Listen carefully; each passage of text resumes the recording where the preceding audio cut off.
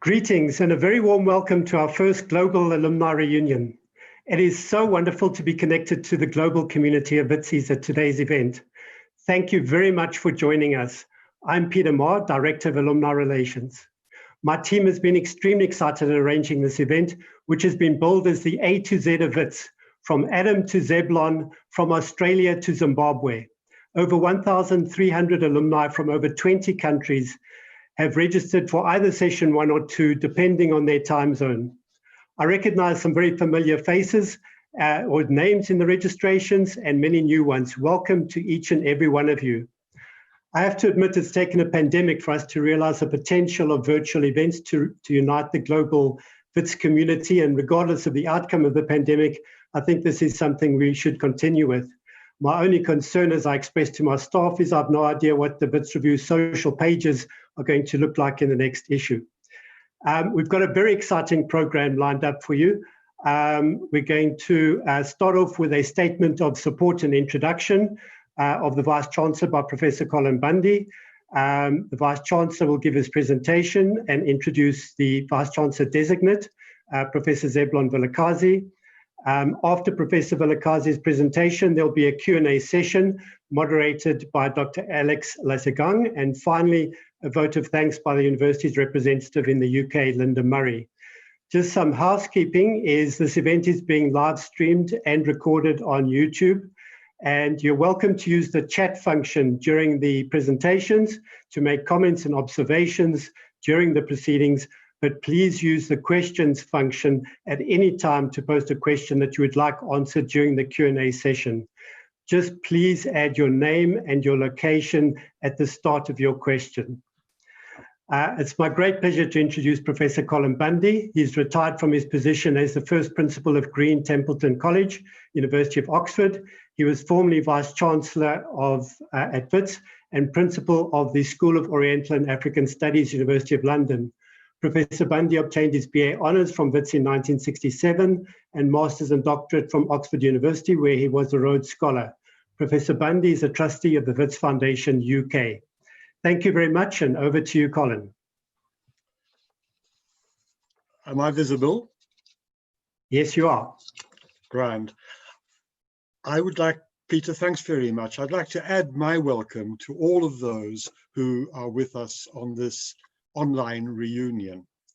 The format is a reminder that we're living in unsettling and challenging times. But I know that this reality will not diminish your pride and nostalgia in being alumni of an outstanding university, one that shaped the lives of every one of you as it did mine. Horrifyingly, it's over 50 years since I studied at WITS, but today I'm delighted to serve as a trustee of the WITS Foundation UK, and in that capacity to be involved in encouraging your support for your alma mater. And such support is an investment in the future. It helps ensure that the WITS graduates to come will benefit from the same quality education that you did. Today's virtual gathering marks an important moment in the history of our university, standing as it does on the threshold of its centenary. For it's a moment of change and of continuity, an opportunity to thank Adam Habib for his distinguished leadership and to meet his colleague and successor, Zebulon Vilakazi. I'm confident that today's program will convince you that Zebulon's leadership will sustain the dynamism and progress that Adam and his executive colleagues have instilled since 2013. It's a genuine pleasure for me to introduce Adam Habib to you today. Adam studied political science at the universities of Natal, Witwatersrand, and the City University of New York. He did so before embarking on a stellar career as academic, researcher, author, university leader, and institution builder. He has combined those roles with a long history of activism and political engagement. in post-apartheid South Africa, he's become an esteemed and influential public intellectual. As Vice-Chancellor of WITS, Adam played an extraordinary role, enhancing its academic outputs, but also, and perhaps critically, raising its morale, its profile, and its contribution to a nation in the throes of transformation. And so on behalf of WITS alumni right across the globe, I want to recognize Adam's achievement and to thank him personally and unstintingly for his exceptional role at WITS. Adam, over to you. Thank you very much, Colin. Those were very kind and generous words. Thank you. Colleagues, friends, I just thought I'd kick off by saying that it's really lovely to be in conversation, in engagement with you. I'm sorry that we have to do it through these means. I would have much rather had a face-to-face interaction as we've done over the last 2 or 3 years. But it is the sign of the times, and I do hope that each one of you is well, each one of you is sane, that your loved ones are safe, and that effectively you're beginning to keep social distance, you're beginning to manage this pandemic in the way we should. We've often spoken about our challenges have become transnational. I think this pandemic has brought it to the fore in the most dramatic of ways. Whether you're sitting in Burundi or Johannesburg or Perth or London or New York or Beijing, this pandemic has impacted on all of one of us. And it's absolutely important, I think, that we realize that unless we start building the bridges of human solidarity across nations, across institutions, across continents, we will never create the collective will and the collective human resource capacities to address the transnational challenges of our time. The pandemic at this particular moment, but whether it's climate change, whether it's inequality, whether it's social or political polarization, or the myriad of other challenges that we have. So I think that that's something that's worth bearing in mind. And I think that the WITS history, the WITS mandate enables that and facilitates that in many ways. And I think that this, if you like, virtual conversation, we need to multiply 1,000 times so that we begin to enhance the bridges of human solidarity that are required for us to address the historical challenge of our time. I do want to kick off by telling you a little bit of what we've done around COVID-19. As you well know, we were the first cases in South Africa emerged in early March. The first case in our Faculty of Health Sciences emerged around the 11th or 12th of March. And we immediately closed, brought our recess early by about a week, and we spent the next 2 to 3 weeks to prepare for shifting online. Now, within 3 weeks, from about April 20th, we went completely online. We've been online for about the entire quarter, so the last 3-4 months. We've just finished our June examinations through online assessments. Our assessment, our analysis suggests that our students have performed really well. They're broadly in line with what has the performance in 2019. And so in a sense, I think the WITS community, its students, and particularly its staff, have really risen to the challenge of online education and addressing the pandemic itself. And in that sense, I think our abilities to go online is really fantastic. We followed many of the institutions around the world in going online. Here's the big distinction. We went online, if you like, in a deeply unequal society. And we've had to confront the realities of that inequality. So while we went online, we created a computer loan facility where 5,000 students of ours were received a loan of a computer. We negotiated connectivity for all 37,000 of our students. And in a sense, we mitigated, if you like, the consequences of inequality in the way we went online. And in that sense, I think we have much to teach the world. Not only did we go online and follow best practice, what we also did it in a deeply unequal society. There was a big debate initially about whether we should suspend online education. And a number of student leaders and a number of politicians suggested that. And we responded collectively by saying, social justice is not a resort to the lowest common denominator.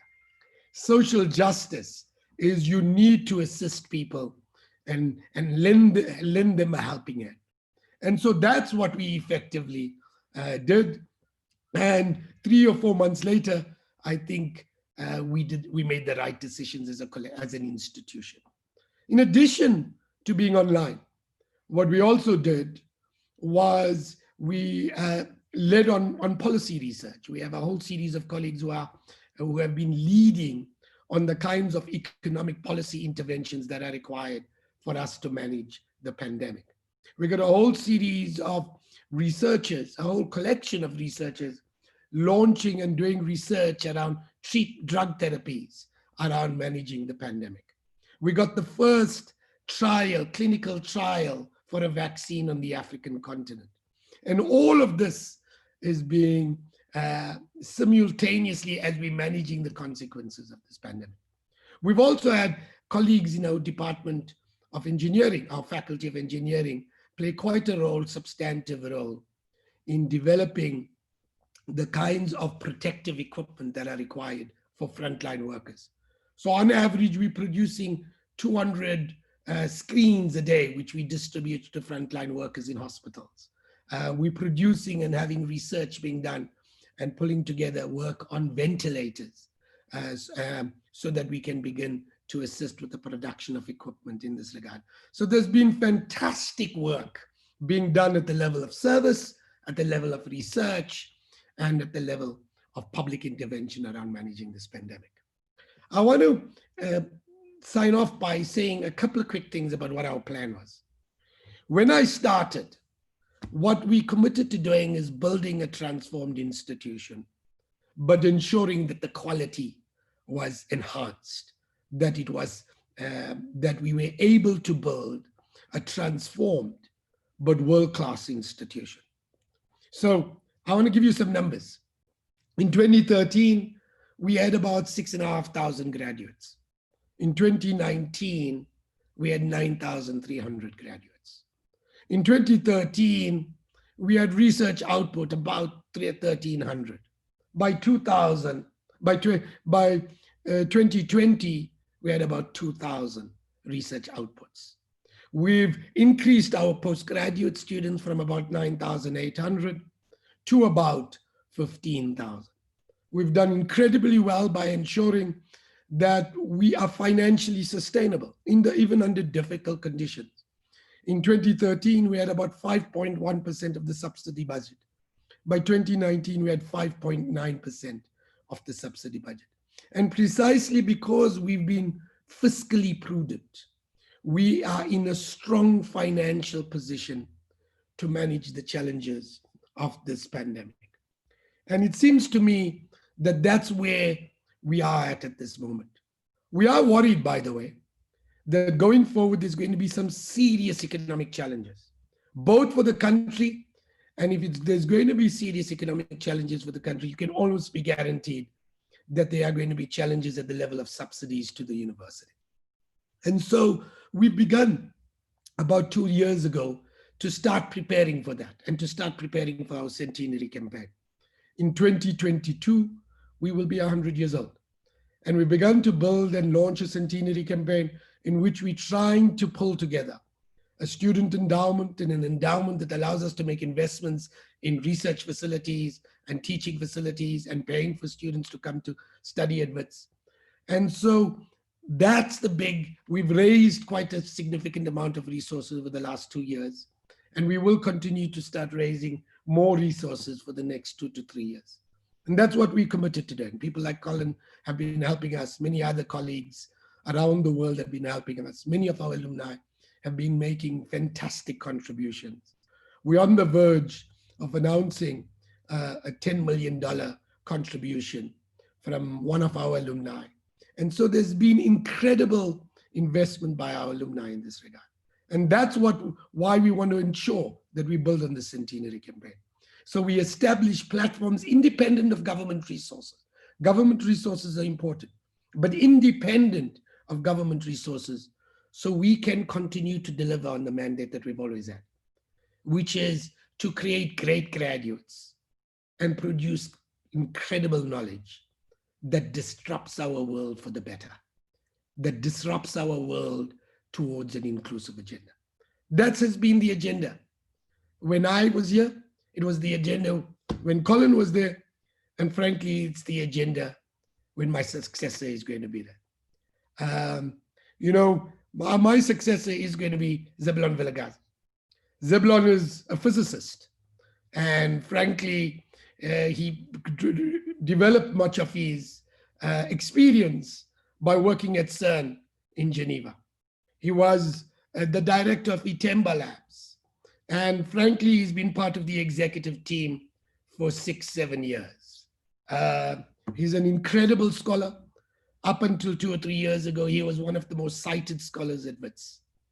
And he's got incredible managerial capacity and substantive academic pedigree. And I can think of nobody who is better qualified to lead WITS from 2021 onwards. So I'm proud to introduce Zebulon. He is a fantastic scholar. He's a wonderful manager. And I must say, he dresses far more dapper than I do.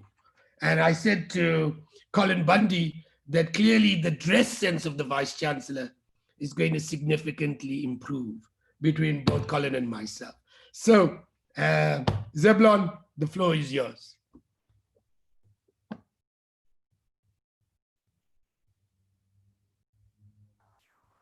Thank you, Adam. Never spoil a good story with facts, so I'll leave it at that. Vice Chancellor Bundy, Vice Chancellor Habib, members of the WITS community, and friends of the university, good morning and good afternoon, Australasia and Asia. As the Vice Chancellor has introduced me, I'm Zebulon Vilakazi. I am the Vice Chancellor designate of this great institution.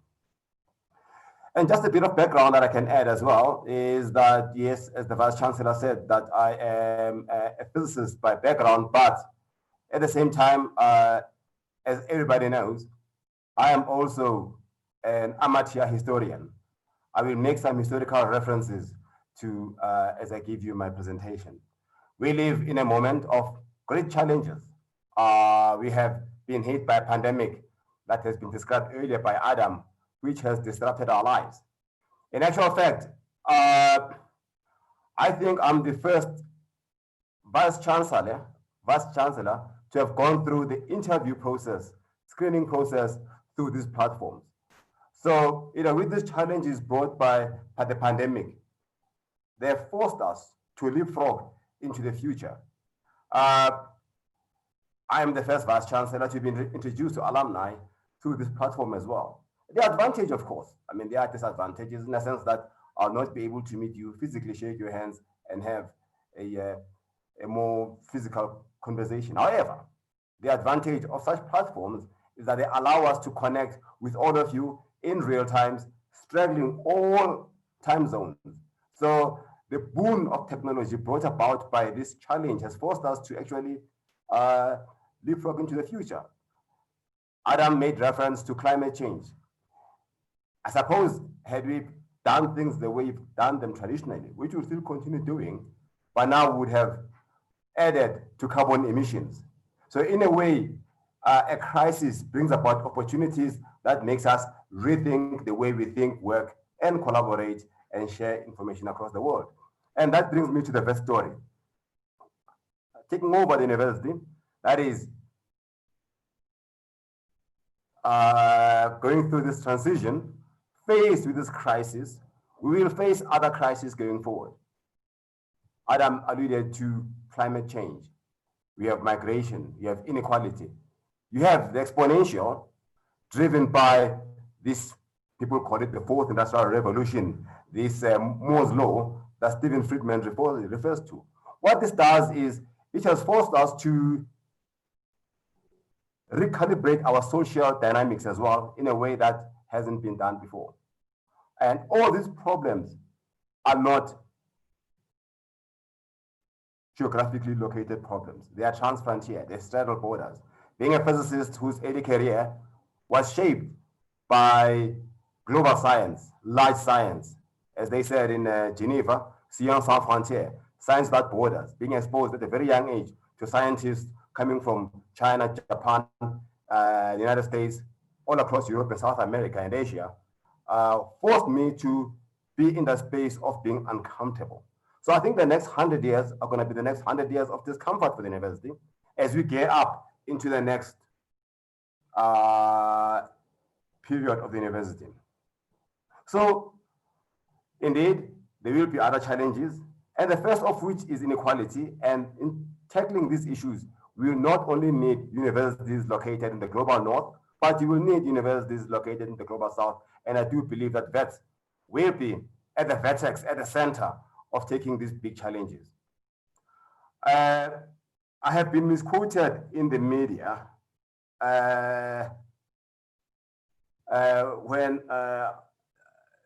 one of the journalists asked me what my future for WITS is, and I said I want to convert WITS into the MIT of Africa.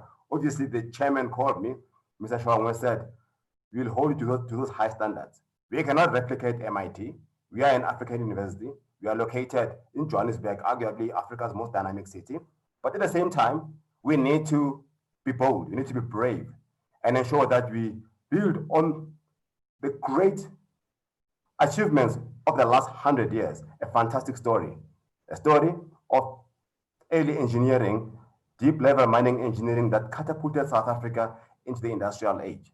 I do believe that as we now gear up into the next centenary, we need to re-gear and place ourselves on the next level of driving South Africa's and Africa's industrial revolutions. I think the way we do it is, yes, I did invoke MIT. MIT was established around the mid-1800s in the United States when it was entering the second industrial revolution, primarily to drive America's industrial revolution. Without MIT, would not have landed the then men on the moon, would not have spawned these great industries, and subsequently you had Stanford doing the same as well, which spawned the Silicon Valley after the war, World War II. Now, why WITS? WITS is located in Johannesburg. It is in arguably Africa's most cosmopolitan, diverse city with a huge youth population. And that is Africa's greatest asset, that we have this youthful badge called the youth dividend. And our strength as a society is to take advantage of that. If we don't, it will become what is called the youth disaster. So we need to go into the innovation space. Young people are known the world over to be creative. They are able to initiate new projects that middle-aged people like myself confined by our conservative way of thinking cannot take forward. Facebook, Apple, Microsoft, Google was started by young people either at the college dorm or in mom's garage. Located in Johannesburg in the Braamfontein-Werf area between, if you recall, the railway lines and Jurison Street, is a population of almost 50,000 young people milling about. Some are WITS students, some are students or young people working in creative space. There's been a great effort that was started by other vice chancellors before me to intervene in stopping this from slamification. and we've made great progress. We have established a digital technological hub. One of our students working there was in Times 100 top inventors of 2019. So it can be done. We will do it. We just need now to add a bit more scale into it. And the way we will do it is by partnering with the city. We need the city to help us in creating this, what I would call a cordon sanitaire between the Braamfontein station, the Braamfontein railway lines, WITS, and the Nelson Mandela Bridge on the left. We've got the University of Johannesburg for the older alumni, the former Rand Afrikaans universities in Auckland Park. That will allow us to create what is called the technology, the innovation and creative hub, where young people from all over the continent will come and test their way and try to explore and experiment and fail and experiment until they come with their creative outputs. We don't do this because it is easy. It's going to be hard. It can't be done by just one vice chancellor or his executive or her executive. Will be done by a collective of the WITS Academy, the University of Johannesburg,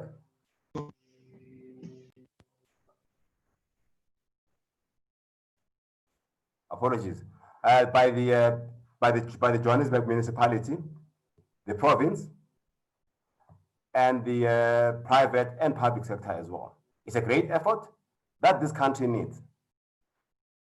South Africa is going through difficult challenges. South Africa needs hope. It needs inspiration. And WITS, I do believe, is that university that will, to quote from one politician in the US who said, that will turn this country into that shining light on the hill. Universities are not there to reflect society. Universities are there to inspire society. It is in this moment of a great crisis that we can create that incubate a space that sends the message out there that we are able, as a country, as a university, to change the narrative around Africans. As one of the first Africans to have done high energy physics in what is arguably one of the most frontier labs in the world, I've been able to face up with those challenges of being the outsider in this space, being asked, but Africa should focus more on poverty alleviation and other things rather than fundamental sciences. I think that that message must go across now to say that Africa's leading universities must be at the frontier of shaping how Africa is perceived by the world and lead Africa into the age of innovation. And I think that is a big challenge. I will not achieve everything I've said to achieve with my executive, but even if we get half of what we've said to achieve and do it right, then we will be bold. So in closing, I look forward to taking the university into the next century. The importance of this Centenary Campaign in helping WITS is we rely heavily on alumni support. We rely on alumni to support us in whichever way they can. The advice will be very important. Telling us where we go wrong as well, because we'll falter. There will be many false starts. And in helping us in shaping this strategy towards realizing this centennial goal. I'd like to thank alumni for taking their time to join us across the world from their busy schedules and expressing their pride in this great institution. And we look forward to your continued support and as we move to the next phase. But before closing, I'd like to also pay tribute to Adam for leading the university through difficult times and taking the university to a level that one is able to believe that the WITS is now ready to actually leverage all the successes we've developed, we've had over the last 5 to 8 years into where we are now. Also, I'd like to pay tribute to other vice chancellors who have been in the hot seat, Professor Bundy, Professor Charlton, Professor Nonga, in no order at all, Professor Rees, and many others who have, over the last 100 years, stewarded this university into what it is today.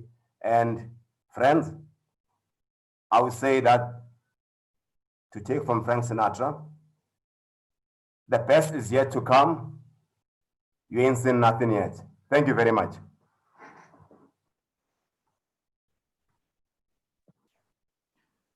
All right, thank you, Profs Vilakazi and Habib. My name is Dr. Alex Lyzagang. I work in the Vice Chancellor's office.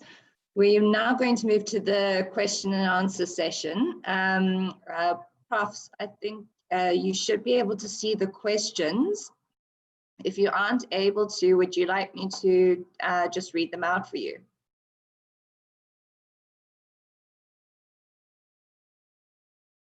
That would be great, Alex. Why don't you do that? I am on the chat line and I'm trying to look through it, but it might be useful for you to direct it. It might be better. I can see them. Okay, can you see them? Prof. Vilakazi, I think, would you like to address the ones that you can see that have been directed at you?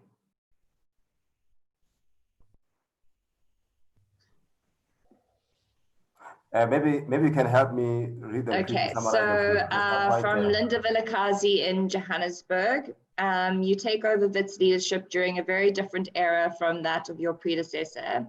How do you plan to balance WITS's inclusive policy, robust academic program, as well as incorporate the new world plagued by the COVID virus and declining economic growth, showcasing all the inequalities we've been ignoring? I think partially Adam has answered that as well. That our responsiveness to the COVID crisis, especially when we launched online learning, largely speaks about that careful and delicate balance that we need to, whilst we're taking our step, whilst we are moving forward, we do it in a socially conscious and inclusive way. I do believe that that question was answered quite eloquently by Adam. And I think if we were to use COVID as an exemplar, Linda, we already have learned lessons, because COVID caught us at a time when we had very few parameters to work with. Now we've actually got data in hand to say, okay, now having learned from what COVID has taught us, we'll be able to, again, deal with future challenges that talk about inclusivity, excellence, and to social justice issues that you alluded to. Okay, next question from Tabo Mkhoba from Cape Town. He says, congratulations to you, Prof. Vilakazi. He asks, Fees 4 was a pandemic of a kind. What are continuities and discontinuities to mitigate in this area? And he also says, thank you to Prof. Habib for his leadership. Yeah, I think Adam, do you want to pick that one first? Because you wrote a book on Fees 4. Yeah, so I'm happy to, Tabo, that's a lovely question. In a lot of ways, you're absolutely right. That Fees Must Fall was a real challenge, and you're right, it was a pandemic in one sense.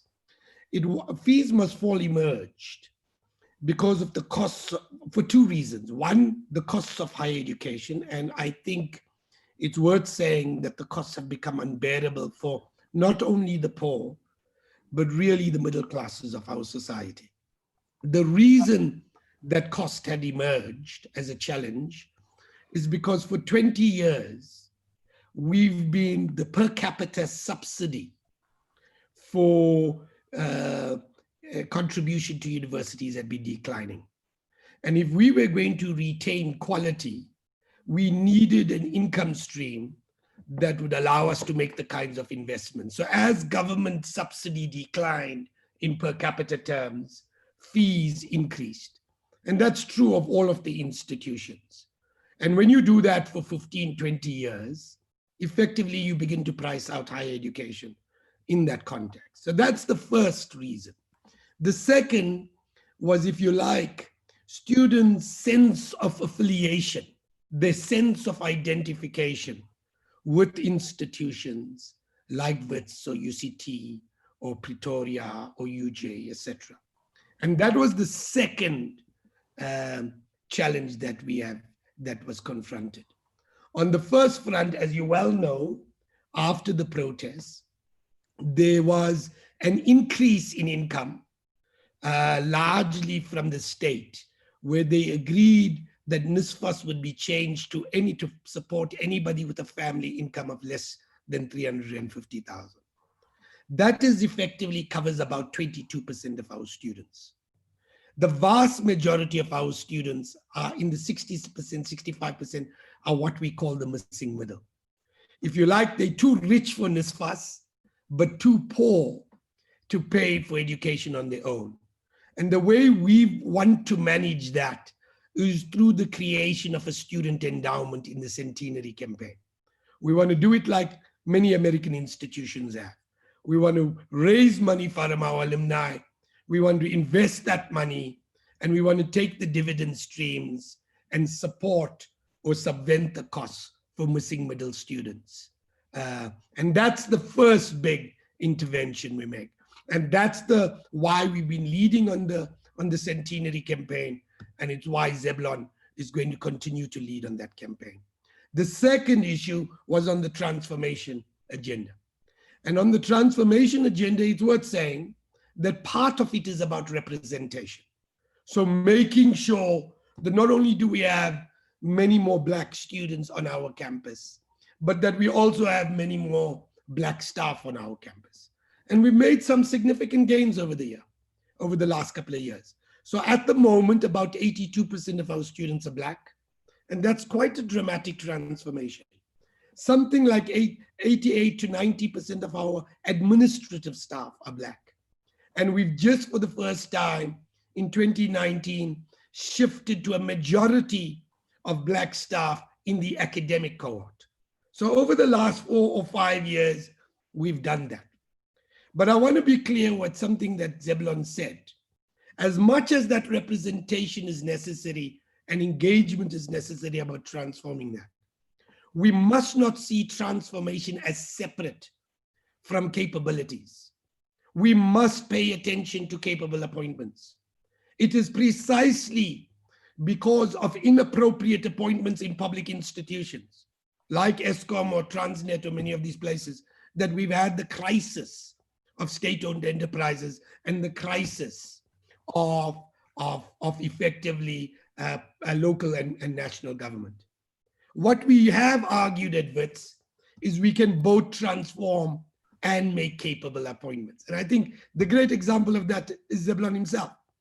But the reason we've been able to shift the transformation agenda is precisely for that. So in those broad two terms, I think that's, if you like, what we've always done and what we will continue to do. And Zebulon has committed to those agendas as much as something that I've articulated over the years. So I do think it's a challenge, but I also do think that the way we manage it is getting the balance right between competing priorities is something that is not only about managing WITS University, it's about managing public institutions. Final thing I would say, and I promise you I'll shut up at this point, Zebs, and that is, I do think we're going through a difficult moment. I do think that the pandemic, we've had an 8%, we are anticipating an 8% reduction in GDP for 2020. That's going to feed into the availability of resources in 2021 and 2022. And this is why I think the Centenary Campaign and the student endowment is so important, because it then allows us to balance the challenges that are going to emerge from declines in government resources in the next year or two, while they overcome and mitigate the consequences of this pandemic. And we don't want to go back to 2015 or 2016. That was a difficult moment. We had to make some hard choices, as you well know. And I would like to see a situation where Zebulon is not burdened with that. And that does mean we need to build resources in a way that allows us to mitigate the challenges that are going to emerge in the next 12 to 24 months.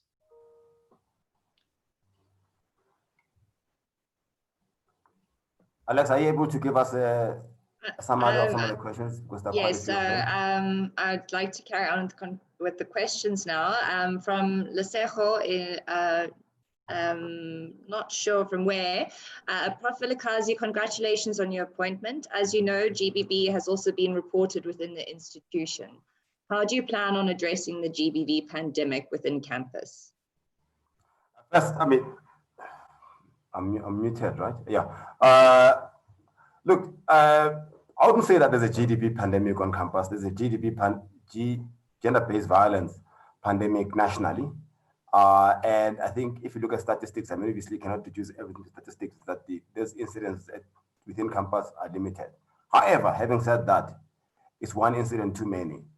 And you cannot deal with these matters by policing them. You deal with it by education. I think, to me, my concern is that we need to change res culture. I think, to be more specific, I've been to rugby games where some of our young men still carry on with traditions that I do believe were, in the middle, were suitable, maybe, were appropriate for middle of the 20th century or even 19th century. In this day and age, we need to change some of the macho attitudes of our students. And it's not only a South African problem. They've seen it in many European universities as well, and Harvard, that the initiation attitudes and hazing, as they call it, creates a particular culture of violence that actually does manifest itself sometimes as in gender-based harm. So that is one thing that you need to focus on. And I think that was clear even in my presentation, that you need to change the race culture and basically the institutional culture to reflect the moment and times we are living in.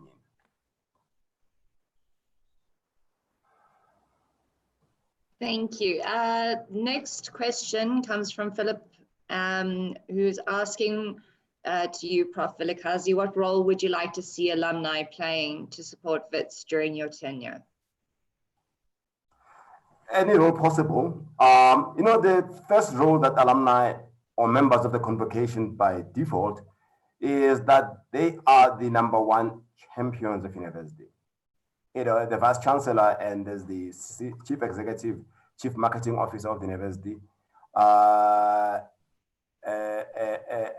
needs support, not only financially, but in terms of people championing the university, ensuring that they protect its image, that they speak well of the university and say that this is a great university. Not in a propagandistic way, but to show that when things are wrong, they can write to the Vice Chancellor through the convocation to say, we are concerned about A, B, C, and D to management. I think that's just one example. That whenever people think of alumni contributing to the university, obviously financial support is very important. I mean, that will be our priority. However, there are many ways you can help. If you're a graduate of WITS and you're located in, you're working in town, are you not able, if you're a professional, are you not able to do some sessional lectures? Are you not able to contribute your time to the university? So there are many means. I cannot prescribe how alumni can help, but I think there are many means where alumni can contribute towards helping us realize our centennial goals. Thanks, Prof. We have a few questions around transformation, and both currently, so to yourself, Prof. Habib, and to Prof. Vilakazi for the future, around transformation plans and the transformation of the academy currently at WITS. If you'd like to answer those questions, please. Perhaps I should tackle one or two of the questions that I see, that and one or two other questions that have come up, and then I'm going to leave two questions. I'm going to leave two questions for Zebulon, both related to research. There's a question, Zebulon, that is speaking about the WITS's phenomenal growth over the last couple of years in research output and where we stand in relation to other universities.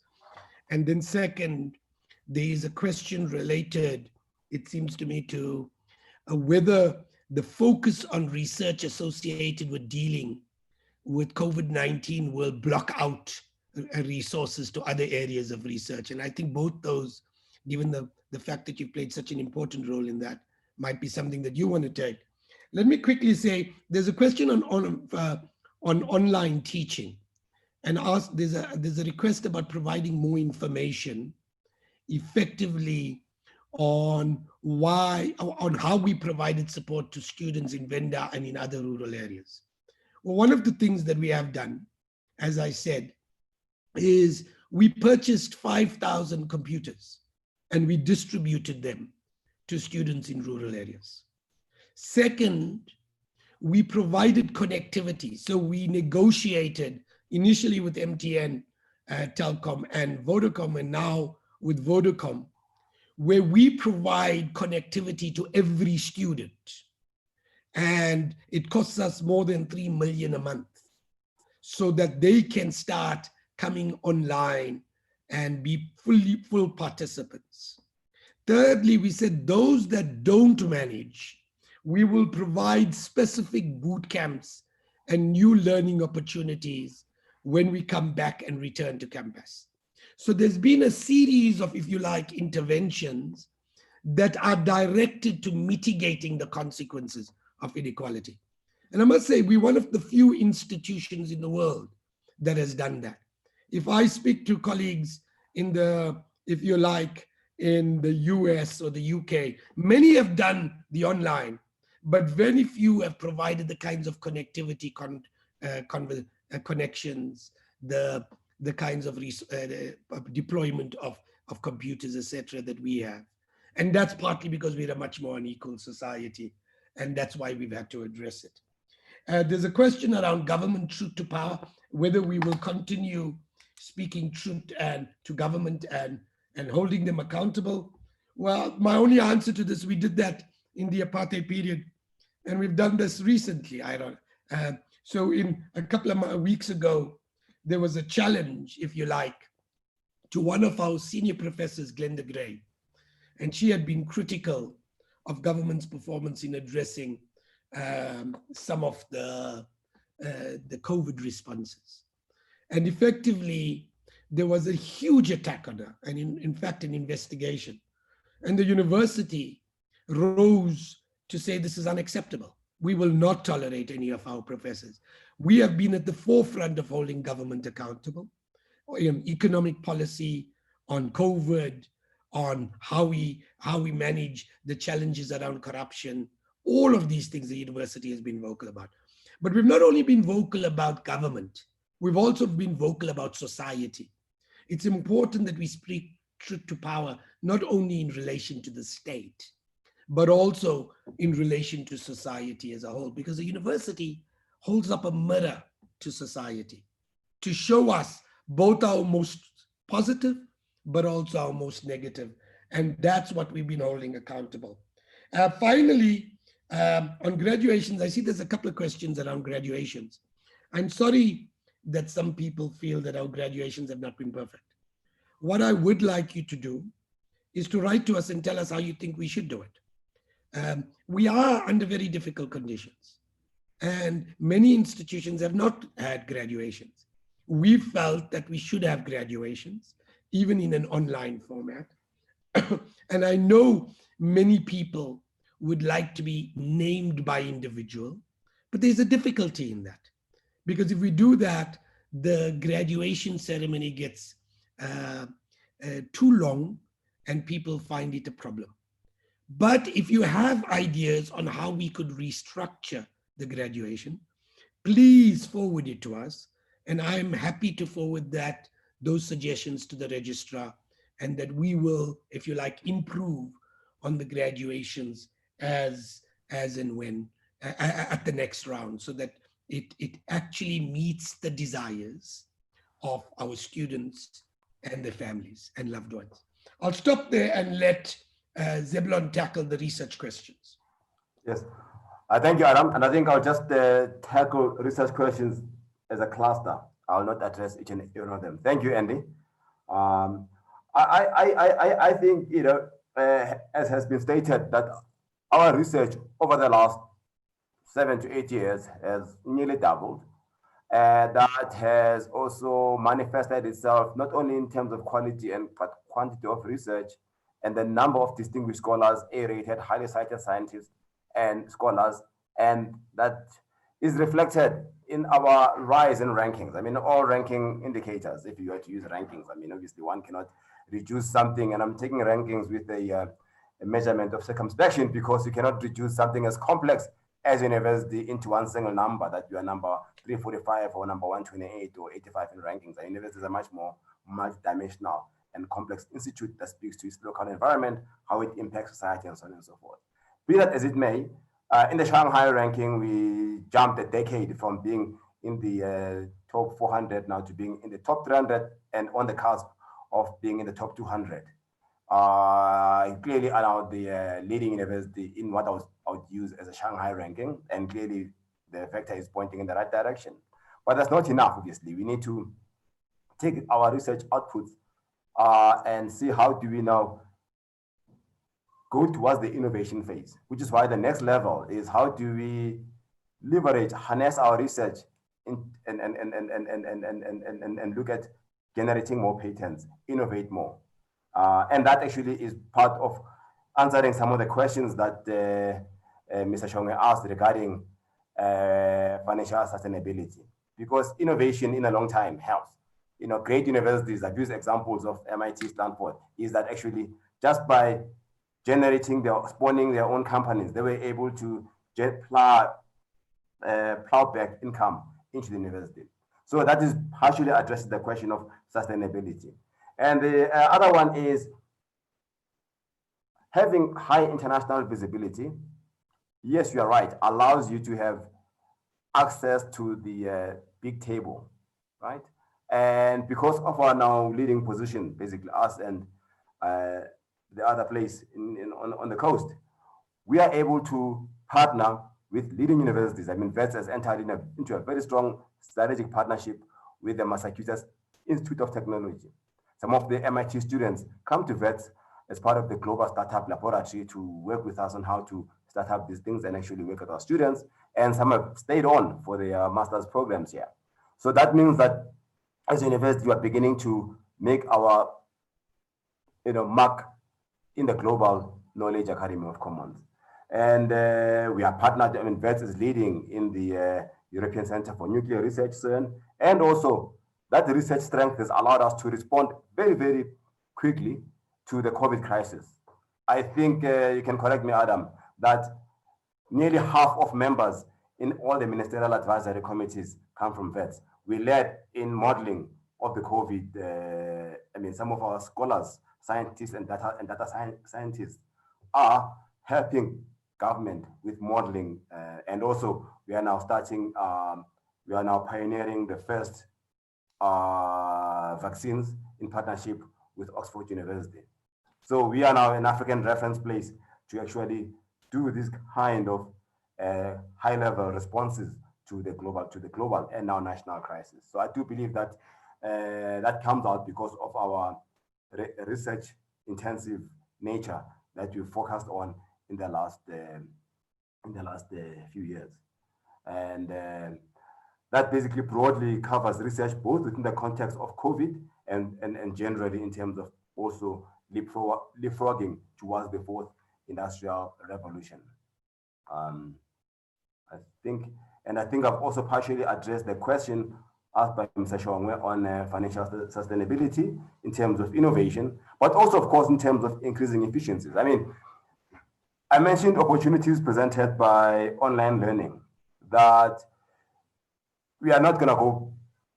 I mean, online learning is not the panacea. It will not solve all our problems. There will still be room and space for classroom learning and so on and so forth, because people go to university to build up networks like you are. It's more than just content. But this blended model will add to increased efficiencies, because therefore that means that our operational costs might go down. So therefore we need to, Isaac, think very carefully about how we can increase our efficiencies beyond the Centenary Campaign, taking advantage of the technologies that avail themselves. Okay, Alex, I think I've covered partially financial sustainability and also the broadly research and innovation plans. Yes, you have. There's a question from Tsepo in Johannesburg. Prof. Vilakazi, I completed my bachelor's degree at WITS, but I did my MBA at Gibbs because the quality of the WITS MBA has deteriorated significantly.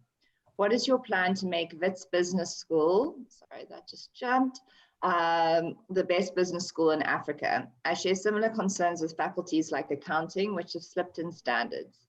What is your plan to ensure that all faculties at WITS are world-class? I would love WITS to be head and shoulders above UCT, UP, Stellenbosch, and UJ. Yeah, correct, Sepo. I think that in the early 1990s and late 80s, even before that, WITS MBA was without any peers at all. We have slipped. I think that's a point, and I think I take that as a fair point. And I think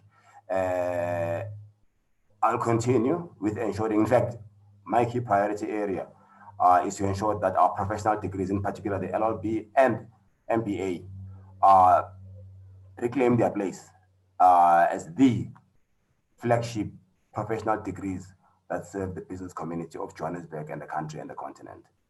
I think there are plans that are being put in place to ensure that. And I think I take that critique. I'm not sure about accounting. I mean, in terms of accounting over the last 5 years, that's accounting students, not only have they become much more demographically represented in the country, but also they feature strongly in the top 100, in the top 10 of all accounting, what you call them, SAICA, South African Institute for Chartered Accounting exams, that if you were to tally for the last 10 years, the number of WITS that appear in the top 10 and the pass rates in the at least of above 85 and 100, so the 85 and 90 for part 1 of the exams, that actually is one of the top in the country. So I think the accounting one, I think that's not correct. But on the MBA program, I agree, Tsepo.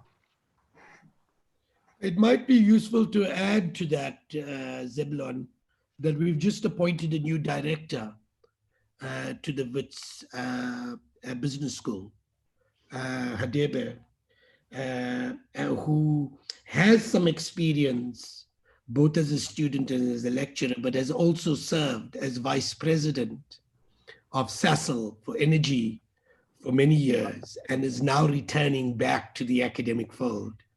And so he will lead our interventions in building the WITS Business School in the coming years. You might want to say something about that as well.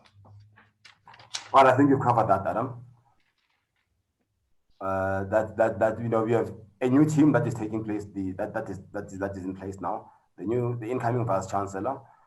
We've got the incoming director of the business school, Mr. Habib, who brings in a wealth of experience from the real world, because I think the business school is at the intersection between the academy and the business community. So he will bring that extra dimension that we never had before. And I do believe that with his appointment, Adam, we are in a much better position to actually go out there to the community, because in the past we were too inward looking, and that's why we fell behind. So with this new appointment, clearly we should be in a better position to engage much more closely with the business community. That is our main client in Johannesburg and beyond, to see how we can take the school forward. But I promise you that in the next 3-4 years, the school, in fact, next year and beyond, the school will be back on top again. And hold me to it in 3 years' time. Thanks, Zeb. I just want to collapse a few questions relating to the pandemic, which is that with the school curriculums extending into 2020, how's the university preparing for 2021 enrollment? And also, what is the sort of future of our online learning and with subjects in sort of maths, science, and engineering?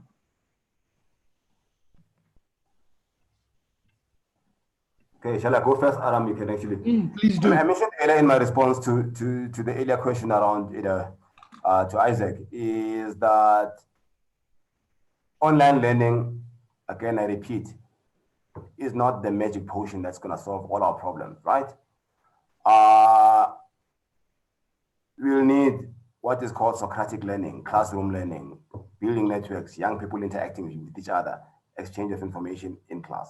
That will continue. So therefore, now we are moving towards this blended learning where you combine both online and offline. Maybe there might not be a need for large classrooms. I'm not sure that you need large classrooms anymore, but I leave that to experts in pedagogy and education.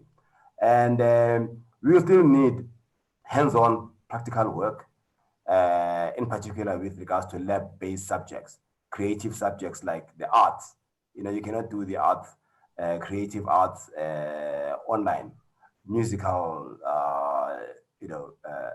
performances cannot be done online. You still need, in the performing arts, you still need classroom traditional way of learning, and also in labs in clinical subjects like anatomy and physiology.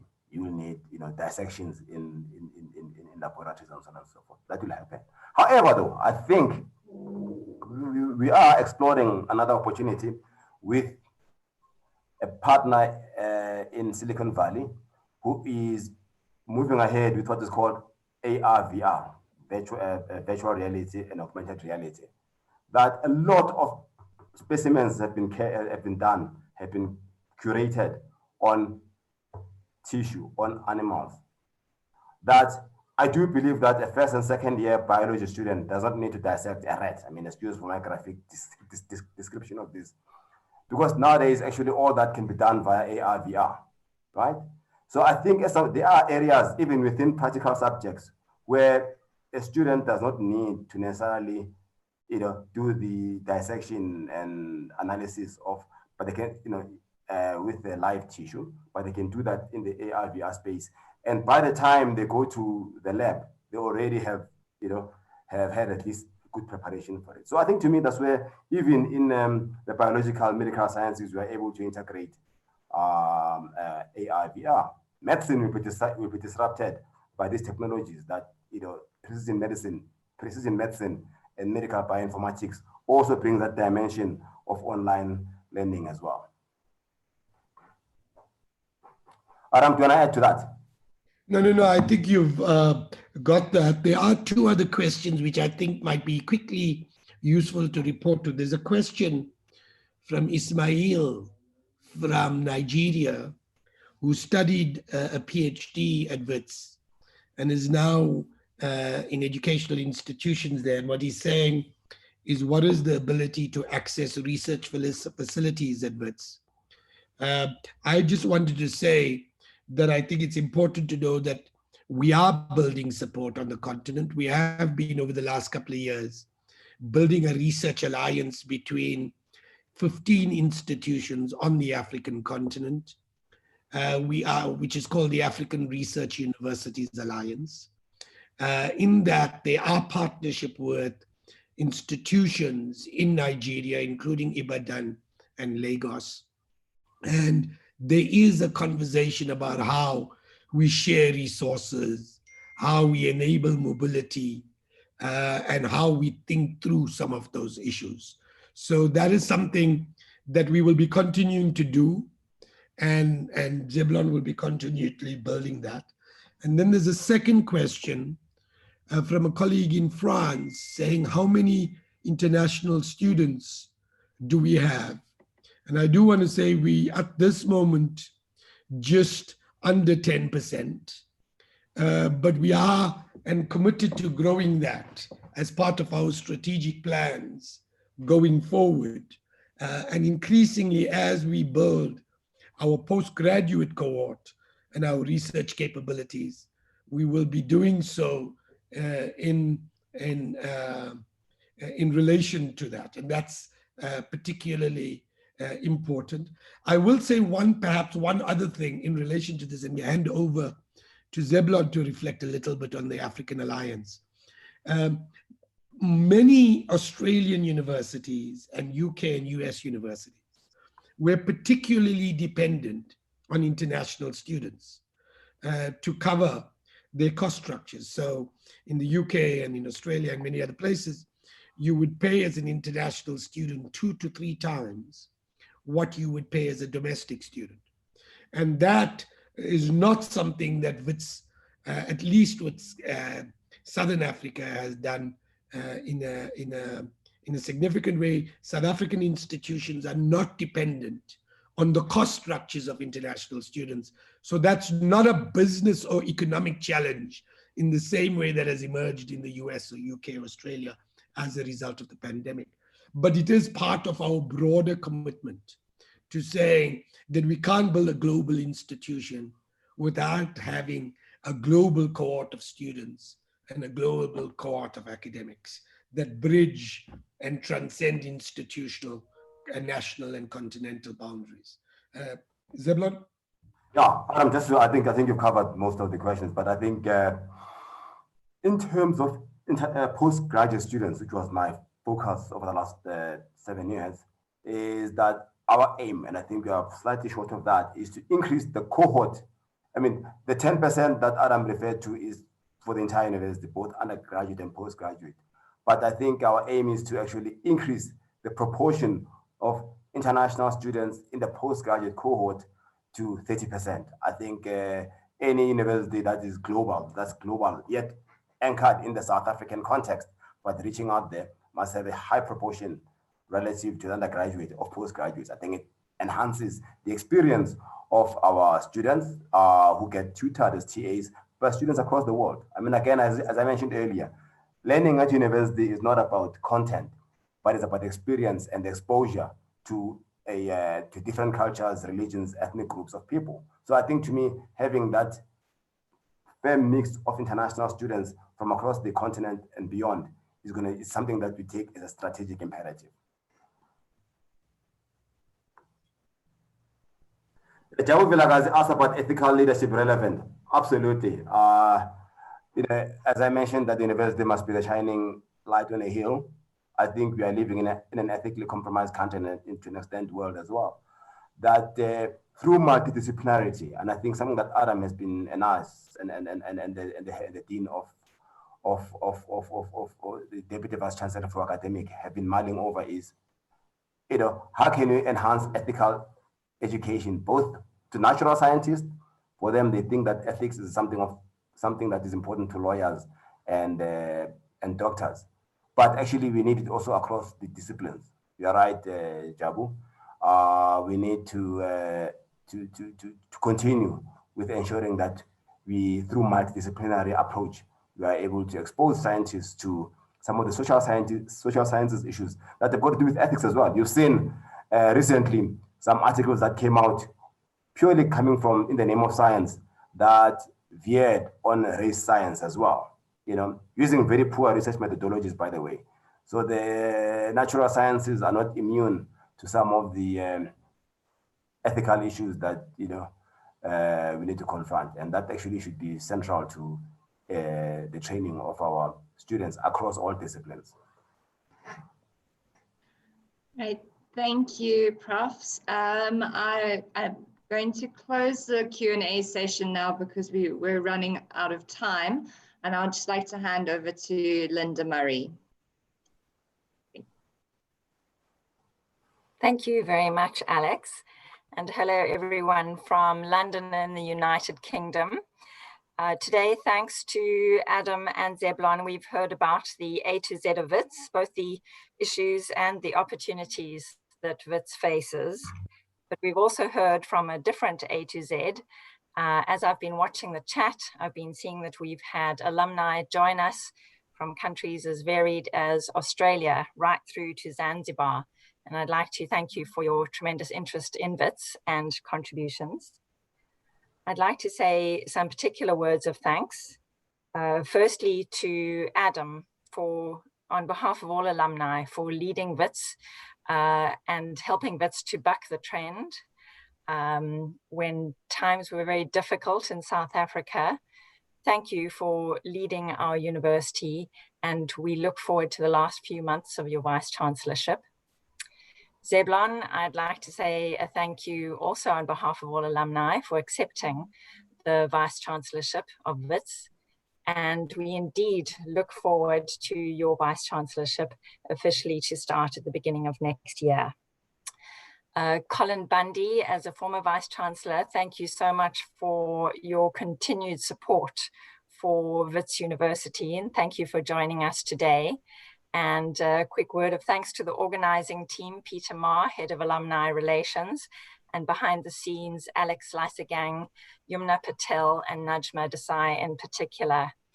I want to say a particular word of thank you to all our alumni who've joined us. We want to stay connected with our alumni, especially as WITS approaches its centenary in 2022. We want to be reconnected and stay connected with as many alumni as possible so that you can move with us into WITS's second century, led by Professor Zeblon Vilakazi. Thanks, everyone. Goodbye. Thanks, guys. Thank you.